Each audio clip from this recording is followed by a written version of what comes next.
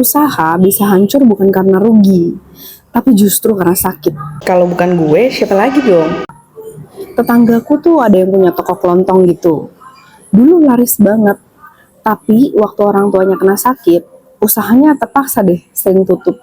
Karena walaupun sudah puluhan tahun, tetap aja ternyata dia nggak bisa ditinggalin sama karyawannya. Mereka banyak ngabisin tabungan dan modal buat biaya rumah sakit. Sekarang tokonya masih buka sih, cuman memang kelihatan nggak sekokoh dulu, zaman orang tuanya masih ada. Banyak pengusaha kecil yang justru fokus jaga omset, tapi lupa jaga diri. Padahal kalau pemiliknya jatuh sakit, ya usahanya ikutan berhenti. Asuransi kesehatan itu bukan cuma soal berobat ya, tapi tentang menjaga bisnis tetap hidup. Kalau kamu punya usaha, lindungi dulu, jaga dirimu. Karena jaga kesehatan itu sama dengan jaga bisnis. Mau tahu proteksi yang cocok, tapi tetap sesuai budget? Yuk, chat aku.